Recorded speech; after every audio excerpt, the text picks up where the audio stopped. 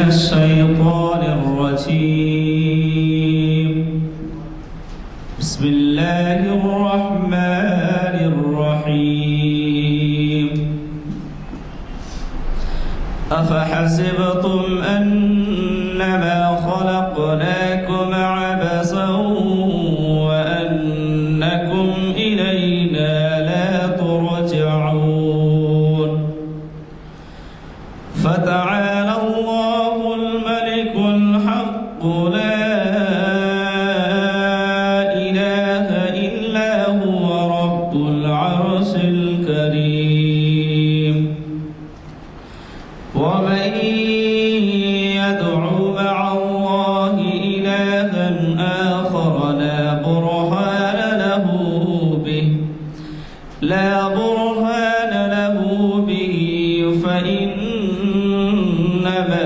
حسابه عند ربه إنه لا يفلح الكافرون وقل رب اغفر وارحم وأنت خير الراحمين صدق الله العظيم اعوذ باللہ من الشیطان الرجیم بسم اللہ الرحمن الرحیم یا ایھا الناس قد جاءتکم موعظۃ من ربکم وشفاء لما فی الصدور ھدی ورحمۃ للمؤمنین صدق اللہ العظیم۔ یہ سورہ یونس کی 57ویں آیت ہے۔ اس کے اندر اللہ تعالیٰ تمام بنی نوح انسانوں سے مخاطب ہو کر فرماتے ہیں، اے لوگو ہم نے تم کو ایک نصیحت بھیجی ہے۔ یا ایھا الناس، اے لوگو، قد جاءتکم، ہم نے تمہارے لیے بھیجی ہے ایک نصیحت، جس کا مراد قرآن شریف ہے، ہدایت نامہ ہے، کس لیے کہ وہ تمہارے لیے شفاء لما فی الصدور، جو تمہارے تمام امراض کی، جو روحانی ہو یا جسمانی ہو، اس کے علاج کے خاطر۔ گویا قرآن تمام جسمانی اور روحانی امراض کا علاج ہے۔ اللہ تعالیٰ فرماتے ہیں کہ ہم نے یہ بھیجی ہے تمہارے لیے، اور نہ صرف اس کے اندر شفا ہے بلکہ وہ رحمت، اور یہ تمہارے لیے شفاء و رحمت للمؤمنین، یہ رحمت بھی ہے، شفا بھی ہے، اور یہ صرف اور صرف مومنوں کے لیے ہے۔ اللہ تعالیٰ ہم کو ان آیات کے سمجھنے اور اس پر عمل کرنے کی توفیق نصیب عطا فرمائے۔ آج ہضم معمول چہارشنبہ ہے۔ الحمدللہ ہماری اقبال شناسی کی نشست آج 2 مارچ کو منعقد ہو رہی ہے جامع مسجد عالیہ گن فاؤنڈری کے کانفرنس ہال میں بعد نماز عصر، اور آج مخاطب کرنے والے ہیں ہمارے بڑے قدیم بزرگ اقبالیات کے ماہر، جو پیشے سے انجینئر ہیں، لیکن آپ کی اقبالیات پر اتنی مہارت ہے کہ آئے دن بڑے بڑے اخباروں میں آپ کی تصانیف، آپ کی تحریریں، آپ کا پیغام جو ہے ہم تک پہنچتا ہے، اور بہت ہی طبیعت کی ناسازی کے بھی باوجود ہمارے محافل کو جو ہے اب تک اٹینڈ کرتے آئے ہیں، اور اب بھی جو ہے اٹینڈ کر رہے ہیں۔ اللہ تعالیٰ انہیں صحت و عافیت سے ہماری سرپرستی کے لیے قائم و دائم رکھے۔ آج یہ محفل اقبال شناسی کی 1065ویں نشست ہے، اور آپ کا عنوان ہے اقبال کی ایک نظم اور اس کا تجزیہ۔ میں درخواست کرتا ہوں ہمارے جناب امتیاز الدین صاحب سے کہ وہ تشریف لائیں اور ہمیں مخاطب فرمائیں۔ جس کا جو آپ کے سامنے پیش کرنا چاہتا ہوں وہ اقبال کی مشہور نظم ہے ساقی نامہ۔ اقبال کی ویسے تو ہر نظم نہایت عمدہ ہے، لیکن 5 ایسی نظمیں ہیں جو نہ صرف اقبال کی بلکہ اردو شاعری کی بہترین نظموں میں ان کا شمار ہے۔ شکوہ جواب شکوہ تو پہلے سے ہی مشہور ہے، اس کے علاوہ ذوق و شوق جو حضور صلی اللہ علیہ وسلم کی تعریف میں نعتیہ رنگ میں نظم ہے، اور نظم ہے مسجد قرطبہ جو اسپین میں واقع ہے اور اسلام کے عروج کے دور کی یادگار ہے۔ وہ بھی اتنی خوبصورت ہے کہ اقبال کے ایک مداح تھے جگناتھ آزاد، جو خود بھی شاعر تھے اور شاعری کے بڑے اچھے پارک تھے، تو ان کو یہ نظم مسجد قرطبہ اتنی پسند تھی کہ وہ خاص طور پر اسپین گئے، یورپ گئے تھے تو اسپین گئے اور وہاں پہ یہ مسجد کو بھی انہوں نے دیکھا اور کہا کہ مسجد واقعی بہت خوبصورت ہے، لیکن اقبال کی جو نظم ہے وہ مسجد سے زیادہ خوبصورت۔ خیر یہ ان کا انداز تھا۔ اور ایک میں نے کہا ذوق و شوق، مسجد قرطبہ اور ساقی نامہ۔ تو یہ ساقی نامہ جو ہے بجائے خود ایک قسم کی صنف ہے، شاعری کی ایک قسم ہے، جیسا کہ غزل ہوتی ہے، نظم ہوتی ہے، مرثیہ ہوتا ہے۔ تو یہ ساقی نامہ جو ہے، ساقی سے مراد کئی چیزیں لی گئیں۔ محبوب کو بھی ساقی کہتے ہیں اور شراب پلانے والے کو تو ساقی کہتے ہی ہیں، جیسا کہ مشہور شعر ہے کہ اس بزم میں ساقی نے کچھ ملا نہ دیا ہو شراب میں۔ اور یہ جو نظم اقبال کی ہے وہ اس میں ساقی اللہ کی طرف، اللہ کو تصور کر کے انہوں نے یہ لکھا ہے۔ اور ساقی نامے میں کل 7 بند ہیں، 7۔ پہلے بند میں تمہید ہے، تمہید کے معنی پریفیٹری نوٹ یا پریفیس۔ تو اس میں بہار کی تعریف کی گئی ہے کہ موسم بہار ہے اور بہت خوبصورت ہے، پھول کھلے ہوئے۔ دوسرے میں حالات حاضرہ اور مسلمانان عالم کی حالت کا ذکر ہے۔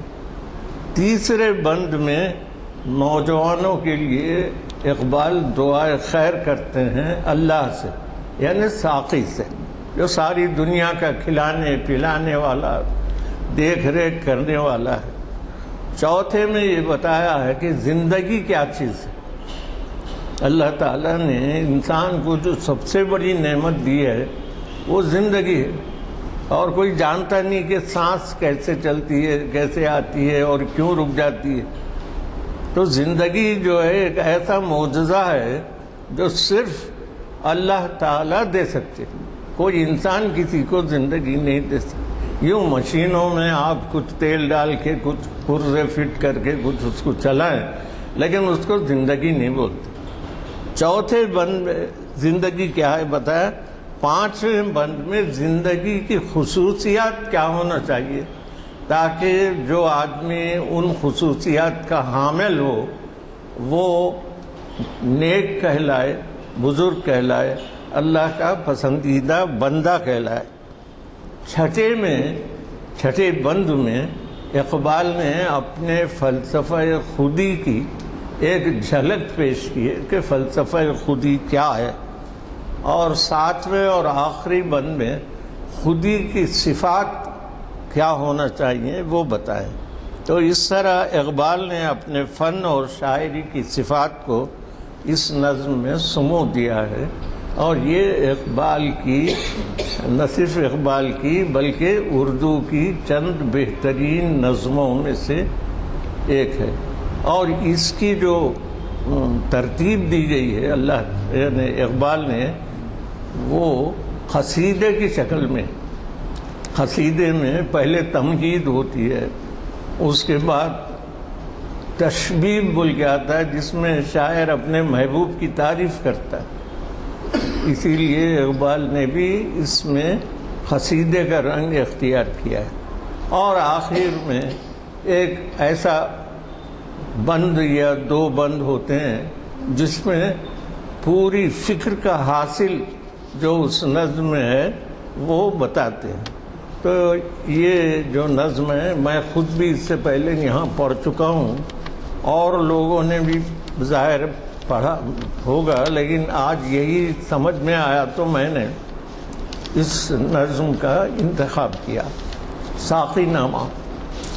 اور یہ نظم اپنی روانی اور الفاظ کی جو بندش ہے اس کے اعتبار سے بھی اپنا جواب نہیں رکھتی. تو پہلا بند جو ہے وہ تمہید ہے. اس میں شاعر نے بہار کا نقشہ کھینچا ہے کہ ساری دنیا میں ایک بہار کی کیفیت ہے. تو ہوا خیمہ زن کاروان بہار، ارم بن گیا دامن کوہسار. ارم یعنی باغ ارم جو تھا وہ کسی زمانے میں ایک شخص نے بنایا تھا اور اس کا دعویٰ تھا کہ یہ جنت کا جواب ہے. شداد اس کا نام تھا. تو شداد کی جنت بولتے ہیں کہ وہ پورا بنا کے جب اس نے پہلا قدم رکھا تو اسی وقت اس کی روح پرواز کر گئی، یعنی اپنی بنائی ہوئی جنت شداد خود نہیں دیکھ سکا. تو باغ ارم اس کو بولتے تھے اور ارم بھی اس کو کہتے ہیں. یعنی جبریل علیہ السلام سے روایت ہے کہ مجھے ایک مرتبہ بے حد تکلیف ہوئی، 2 مرتبہ، کہ ایک بچہ پیدا ہوا اور عین اسی وقت اس کی ماں گزر گئی. تو اللہ کا حکم ہوا کہ یہ بچہ پیدا ہوتی اس کی ماں کی روح قبض ہو. تو اس کو جبریل کو بڑی تکلیف ہوئی کہ اتنا معصوم بچہ ہے، اور حکم ہوا کہ میں اس کی ماں کی روح قبض کر لوں. پھر اس کے بعد اس کے کئی سال کے بعد ایسا ہوا کہ شداد اپنی جنت میں داخل ہو رہا تھا، اللہ کا حکم ہوا اس کی روح قبض کر. تو جبریل علیہ السلام نے اللہ سے پوچھا کہ میں تو آپ کے حکم کا تابع ہوں، جان لے رہا ہوں، لیکن کم از کم ایک نظر وہ اپنے باغ کو تو دیکھ لیتا. تو اللہ کا ارشاد ہوا پہچانتے ہو یہ کون ہے؟ تو انہوں نے کہا میں نہیں پہچانتا. تو اللہ کا ارشاد ہوا کہ یہ وہی بندہ ہے، یہ وہی بچہ ہے جس کی ماں کی روح تم نے قبض کی تھی اور بڑی تکلیف محسوس کی تھی. آج اتنا پروان چڑھا، اتنا امیر ہو گیا کہ اس نے میرے ساتھ دعویٰ کیا کہ میں تیری جنت کے برابر جنت بنا رہا ہوں، اب اس کی روح قبض کر. خیر بہرحال یہ بیچ میں آگے بات. تو اس باغ کو بولتے ہیں باغ ارم.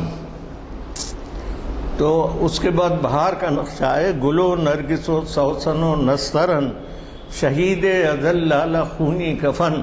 یہ سب پھولوں کے نام ہیں. جہاں چھپ گیا پردے رنگ میں، لہو کی ہے گردش رگے سنگ میں. بہت خوبصورت شعر ہے کہ شام کا وقت ہے، فضا نیلی نیلی ہوا میں سرور، ٹھہرتے نہیں آشیاں میں طیور. یعنی ایسا اچھا موسم ہے کہ پرندے بھی اپنے گھونسلے سے نکل کے ادھر ادھر ہوا میں اڑ رہے ہیں.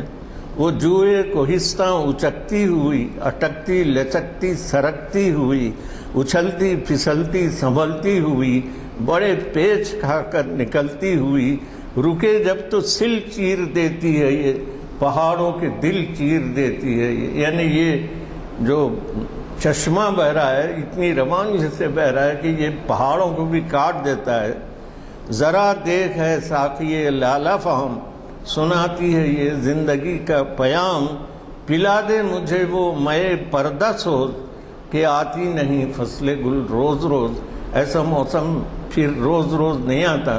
مجھے ایک ایسی شراب پلا دیجئے پاکیزہ جس سے ہر چیز مجھ پہ کھل جائے. یعنی پردہ جل کے، اگر کسی کا پردہ جل گیا تو اندر کی چیزیں نظر آنے لگیں. تو یہ دنیا کی جو حالات ہیں مجھے دیکھنے کا موقع ملے، وہ میں جس سے روشن ضمیر حیات، وہ میں جس سے ہے مستی کائنات، وہ میں جس میں ہے سوز و ساز ازل، وہ میں جس سے کھلتا ہے راز ازل. یعنی یہ ایسی شراب طہور یا شراب معرفت ہے جو آپ مجھ کو پلا دیجئے، تاکہ دنیا کا ہر راز اور خود زندگی کیا ہے یہ مجھ پر ظاہر ہو. اٹھا ساقیہ پردہ اس راز سے، لڑا دے ممولے کو شہباز سے. ممولہ ایک بہت چھوٹا سا پرندہ یا جانور ہوتا ہے، اور شہباز تو عقاب کو بولتے ہیں جو بے حد اونچا اڑتا ہے.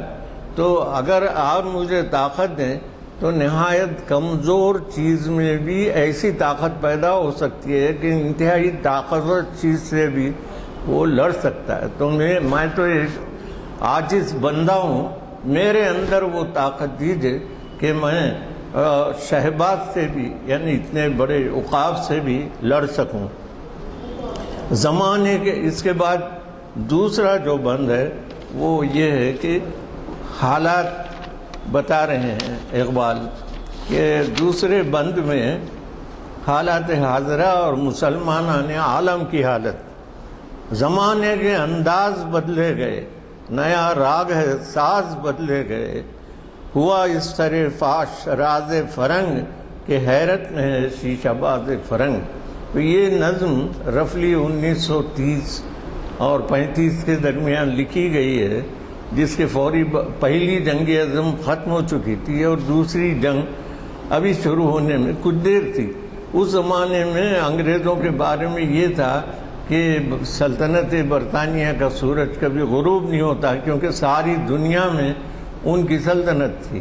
اور آج یہ حال ہے کہ سلطنت برطانیہ پہ سورج بمشکل طلوع ہوتا ہے اور غروب ہو جاتا ہے. خیر، تو یہ ان کا جو زوال تھا، ہر عروج کے بعد زوال ہے، تو ان کا زوال شروع ہو چکا تھا، لیکن بعض نئے ملک ابھر رہے تھے.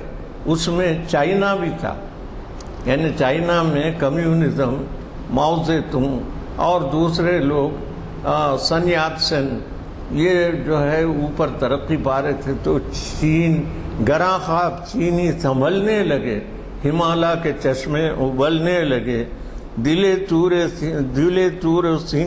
سینہ و فاراں دنیم، تجلی کا پھر منتظر ہے کلیم. یعنی اللہ کی تجلی جو حضرت موسیٰ علیہ السلام پر نازل ہوئی تھی، اور موسیٰ سے اللہ نے کلام بھی کیا تھا. تو ایک بار پھر ایسا موقع آتا ہوا معلوم ہوتا ہے کہ اسلام کو عروج ہوگا اور فرنگی قوتوں کو زوال ہوگا. مسلمان ہے توحید میں گرم جوش، مگر دل ابھی تک ہے زنار پوش. یعنی یہاں پہ مسلمانوں کی حالت یہ بتائے ہیں اقبال کہ اگرچہ کہ نام کے مسلمان ہیں، کلمہ گو ہیں، لیکن اسلام کی روح ان میں نہیں ہے، اور وہ وہم کے اور پرانی رسموں کے پجاری بنے ہوئے ہیں. تمدن، تصوف، شریعت، کلام، بتان عجم کے پجاری تمام. یہ تمام جو ٹرمینالوجی ہے تصوف کی ہو، یہ مذہب کی ہو، اس پہ تو حاوی ہیں، لیکن عمل کچھ نہیں ہے. حقیقت خرافات میں کھو گئی، یہ امت روایات میں کھو گئی. یعنی جو مسلم قوم ہے اس کی جو اصل حقیقت ہے وہ تو بیکار باتوں میں کھو گئی. لبھاتا ہے دل کو کلام خطیب، مگر لذت شوق سے بے نصیب. اگرچہ کہ بڑے بڑے علماء تقریر کرتے ہیں، لیکن سوائے لفاظی کے اور کچھ نہیں ہے. بیاں اس کا منطق سے سلجھا ہوا، لغت کے بکھیڑوں میں الجھا ہوا. وہ صوفی کے تھا خدمت حق میں مرد، محبت میں یکتا، حمیت میں فرد. یعنی جو قرون اولا حضور صلی اللہ علیہ وسلم کا زمانہ جو ہے وہ پہلا قرن ہے کہ حضور خود موجود ہیں، تو وہ سب سے اعلیٰ درجے. اس کے بعد صحابہ کرام، ان کے بعد تابعین.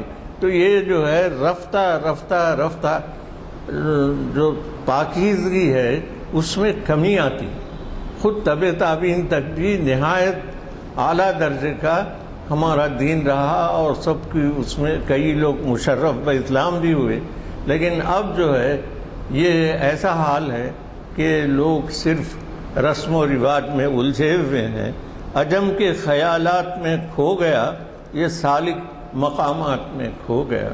عجم بولتے ہیں جو ایران وغیرہ کا جو حصہ ہے وہ عجم کہلاتا ہے.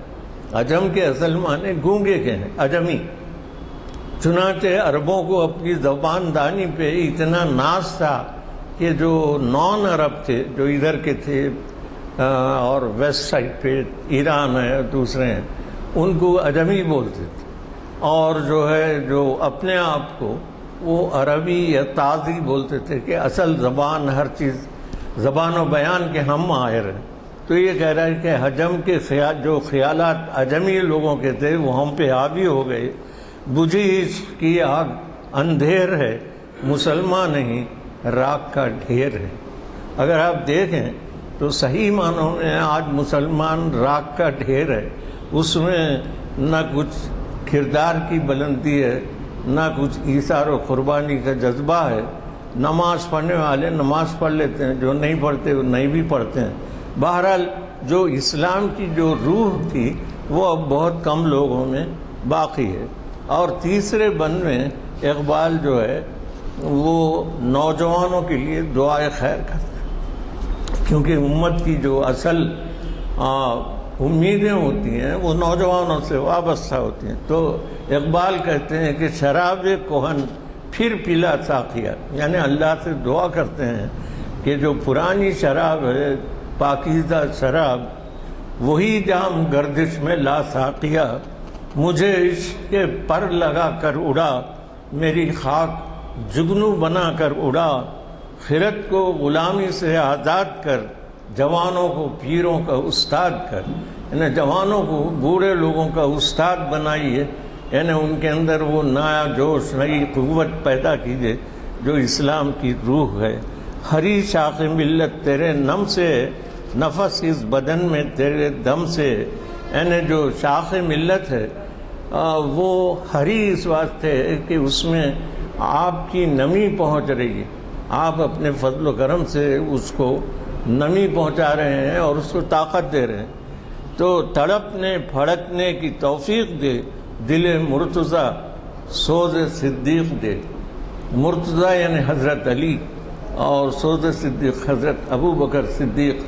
یعنی ویسے تو چاروں صحابہ یکساں ہیں ہمارے لیے. تو یہ دل مرتضی سوز صدیق دے کہ بھئی یہ دو برگزیدہ صحابیوں کے جیسے اور ان کے جیسے خلفاء آپ ہمارے اندر بھی پیدا کیجئے. جگر سے وہی تیر پھر پار کر، تمنا کو سینوں میں بیدار کر. یعنی ہمارے سینوں کے اندر تمنائیں پیدا کر، کیونکہ بغیر جب تک تمنا اور آرزو نہیں ہوتی آدمی ترقی نہیں کر سکتا. مثال کے طور پہ کوئی بچہ چاہتا ہے کہ میں انجینئر بنوں، کوئی چاہتا ہے میں ڈاکٹر بنوں. تو یہ جو آرزو ہوتی ہے وہ اس کو مجبور کرتی ہے کہ وہ محنت کرے اور کسی قابل ہو. اسی طریقے سے دنیا میں بھی جو تمنا کے بغیر دل بیکار ہے. تیرے آسمانوں کے تاروں کی خیر، زمینوں کے سب زندہ داروں کی خیر. کہ آج کے دور میں بھی جو تہجد گزار لوگ ہیں ان کی حفاظت فرما. اور آسمانوں کے تاروں کی خیر کا مطلب یہ لوگ آسمان کے تاروں کے برابر ہیں. جوانوں کو سوزے جگر بخش دے، میرا عشق میری نظر بخش دے. میری ناؤ گرداب سے پار کر. یعنی مسلمانوں کی جو نیا ہے وہ طوفان میں، گرداب میں، بھنور میں پھنسی ہوئی ہے. اس کو آپ بھنور سے نکالیے. یہ ثابت ہے تو اس کو سیار کر، یعنی اس میں ڈائنامزم پیدا کر. بتا مجھ کو اسرار مرگ و حیات کہ تیری نگاہوں میں ہے کائنات. میرے دیدے تر کی بے خوابیاں. یہ یہاں سے جو چند مصرے ہیں اس کے بعد جو اقبال مصرع لگائے ہیں وہ بہت ہی عمدہ ہے. آپ سنیے کہ میرے دیدے تر کی بے خوابیاں، میرے دل کی پوشیدہ بے تابیاں. میرے نالے شب کا، میرے نالے نیم شب کا نیاز. میری خلوت و انجمن کا گداز. امنگیں میری، آرزویں میری، امیدیں میری، جستجویں میری.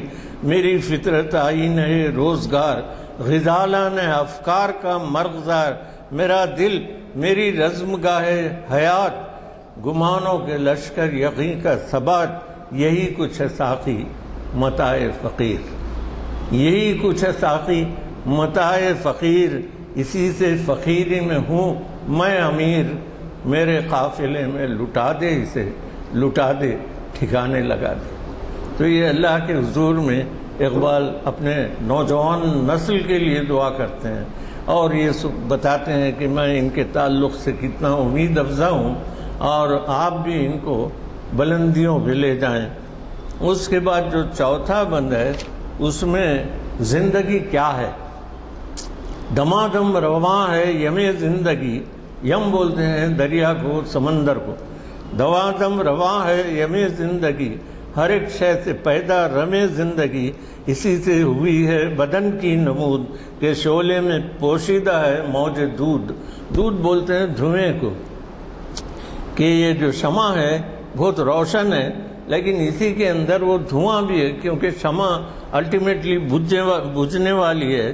گراں گرچہ ہے صحبت آب و گل، خوشائی سے محنت آب و گل، یعنی زندگی کو یعنی محنت کرنا راس آیا، یہ ثابت بھی ہے اور سیار بھی، عناصر کے پھندوں سے بیزار بھی، یہ وحدت ہے کثرت میں ہر دم اسیر، مگر ہر کہیں بے چو بے نظیر، یہ عالم یہ بت خانہ ہے شش جہاد، اسی نے تراشا یہ سومناتھ، یعنی ایسا یہ اٹریکٹیو دنیا ہے کہ لوگوں کو بہکا دیتی ہے۔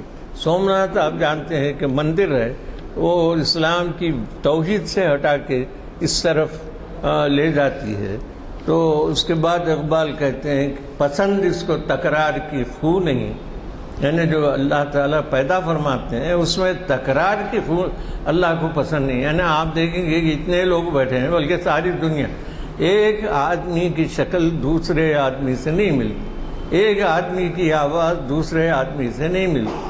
اللہ کا سب سے بڑا کمال جو ہر جگہ استعمال ہو رہا ہے سائنس میں، وہ یہ ہے کہ تھم امپریشن، ہر آدمی کا تھم امپریشن الگ ہے، یہ کیسا ہے یہ اللہ ہی جانتا۔ اب اتنی اہم چیز ہے کہ قفل کھولنے کے لیے بھی تھم امپریشن بجائے کنجی کے استعمال ہو رہا ہے، تاکہ صرف تھم امپریشن سے دروازہ کھل جائے، قفل کھل جائے۔ تو یہ اللہ کا معجزہ ہے کہ ایسا کوئی انسان نہیں بنا سکتا۔ کروڑوں اربوں لوگ آئے چلے گئے، لیکن کیا آپ دیکھیں کہ ایک آدمی کا تھم امپریشن دوسرے آدمی سے ملتا ہو۔ تو پسند اس کو تکرار کی یعنی ریپیٹیشن کی اس کو پسند نہیں ہے عادت، پسند اس کو تکرار کی خو نہیں، کہ تو میں نہیں اور میں تو نہیں۔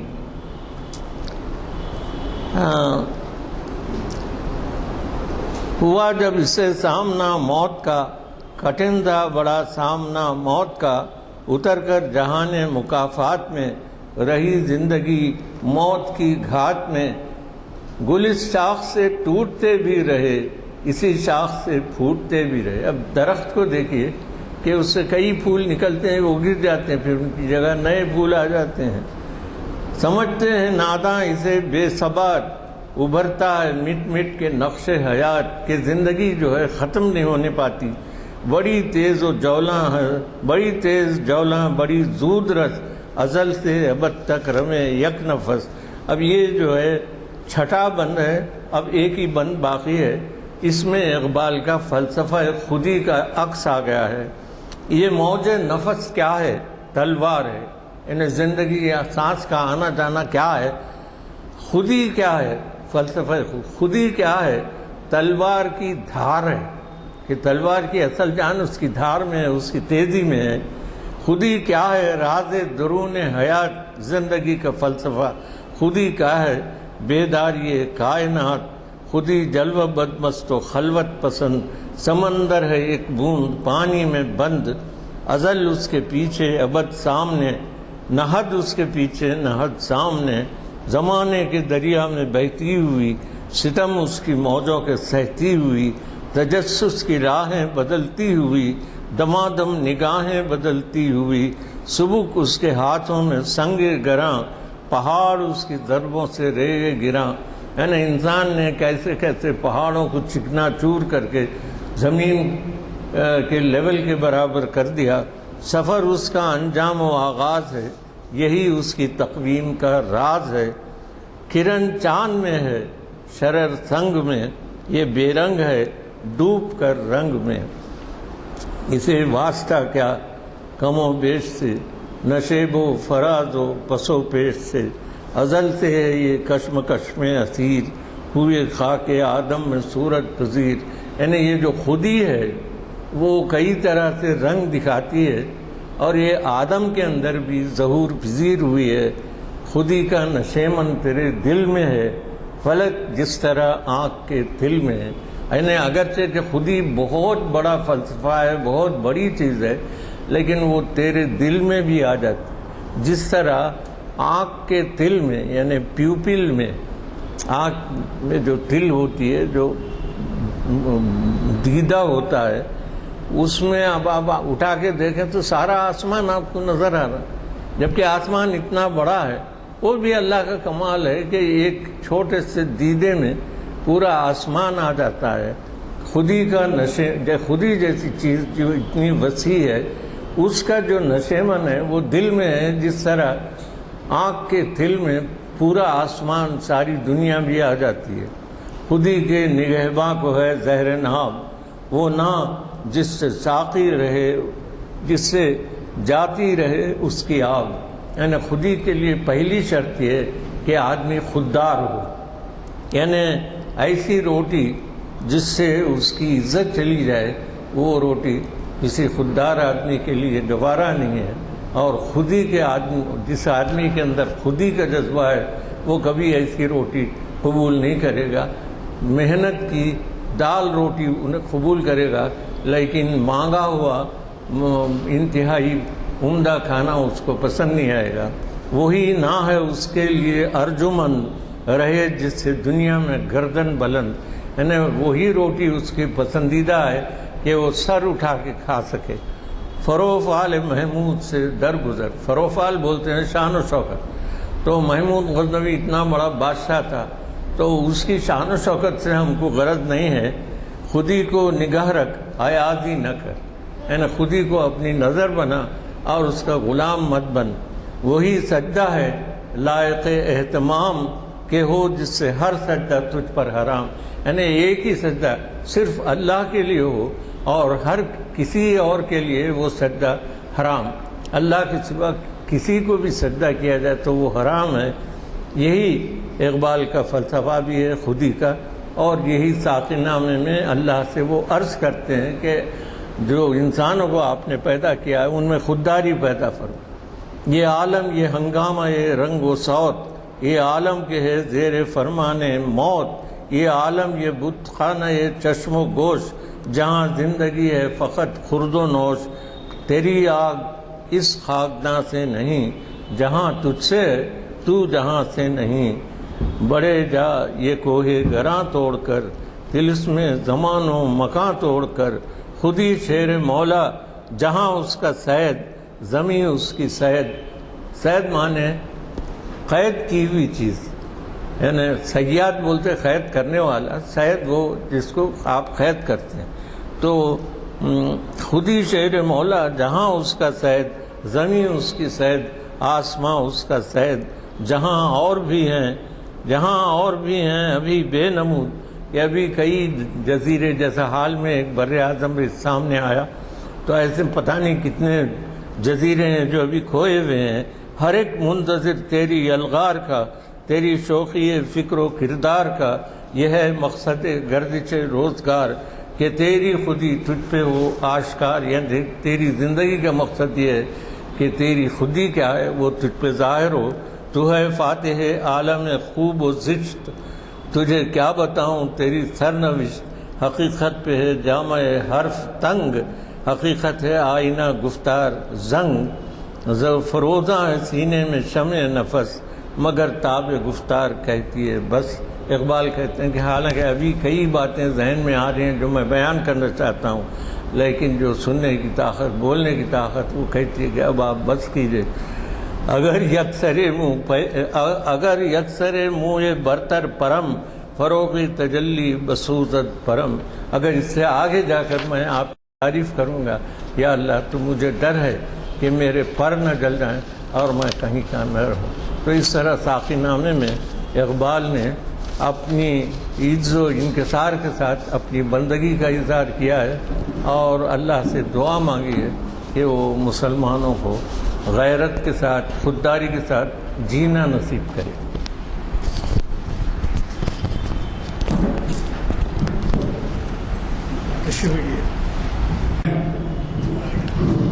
حضرات، آج امتیاز صاحب نے ہمارے پرانے محافل کی یاد تازہ کر دی. ہمارے ان محافل کو جن لوگوں نے مخاطب کیا ہے اس میں بڑے بڑے اسکالرس ہیں اور اس زمانے میں آپ بڑی پابندی سے یہاں ہمیں استفادے کا موقع دیتے تھے. اللہ کا شکر ہے کہ آج پھر وہ اس قابل رہے کہ اپنی قابلیت اور اپنے مطالعے کے جو کچھ نتائج رہے اس سے ہم کو انہوں نے کلام اقبال کی پس منظر میں سمجھایا. ہم اللہ سے دعا کرتے ہیں کہ ان کی صحت قائم رہے اور وہ ہمیشہ کی طرح مہینے میں کم از کم ایک لیکچر ہمیں دیتے رہیں تاکہ آپ نے دیکھا کہ کس قدر معیاری کی کتاب تھا. اللہ کا لاکھ لاکھ شکر ہے کہ وہ پھر میرا جاتا خیال ہے شاید 2-3 سال ہوئے وہ مخاطب کرتے ہوئے ہمیں مسلسل مخاطب کرتے تھے. اور اب جو ہے وہ بہت سے ایسے سارے سامعین جو یہاں ان کا نام سن کر آتے تھے وہ بھی اس وقت ان میں کئی نہیں ہیں. آئندہ جب کبھی اب ان کا خطاب رہے گا ہمیں موقع رہے گا ان کو مدعو کرنے کا. میں اگلے محافل کے اعلامیہ آ چکے ہیں، آپ کو علم ہے اس کا، تو میں بجائے اس کے جو ان محافل کے اعلامیوں کی تفصیل پڑھوں آپ لیتے جائیے. اور نہ صرف یہ کہ اعلامیہ لیتے جائیے بلکہ کچھ تھوڑے سے لے جا کے اپنے اپنے مساجد میں تقسیم فرمائیں. یہ محافل جیسا کہ آپ جانتے ہیں 4 مارچ تھا 9 مارچ تک کے ہیں اور اس میں پوری تفصیل اردو میں بھی ہے انگلش میں بھی ہے. اور جب کسی مسجد میں آپ لگائیں گے تو اردو میں بھی لگائیے انگلش میں بھی، کیونکہ ہمارے کئی نوجوانوں کو اردو نہیں آتی. میں دعا کی گزارش کرتا ہوں. دعا کیا مختصر. الحمدللہ رب العالمین. اللہم صلی علی سیدنا و مولانا محمد وعلی آل سیدنا و مولانا محمد وبارک وسلم. ربنا آتنا فی الدنیا حسنۃ وفی الآخرۃ حسنۃ وقنا عذاب النار. ربنا اغفر لی ولوالدی وللمؤمنین یوم یقوم الحساب. رب ارحمہما کما ربیانی صغیرا. یا اللہ مسلمانوں پر خاص رحم فرمائیے، امن و امان کی فضا قائم فرمائیے. اس جنگ کو ختم فرما دیجیے جس سے کئی لوگوں کا نقصان ہو رہا ہے. امن و امان کی دعا مانگتے ہیں اور مسلمانوں کے حالات کو بہتر بنائیے. ساری دنیا کو اچھا رکھیے، بالخصوص مسلمانوں کو اچھی توفیق دیجیے. نماز کا پابند بنائیے، ان کو خوشحال رکھیے، ان کے رزق میں روزی میں ترقی اور کشادگی عطا فرمائیے. وصلی اللہ تعالی علی خیر خلقی سیدنا و مولانا شفیعنا و نبینا و حبیبنا محمد وآلہ و اصحابہ و ازواجہ و ذریاتہ و اہل بیتہ اجمعین وسلم تسلیما کثیرا کثیرا. سبحان رب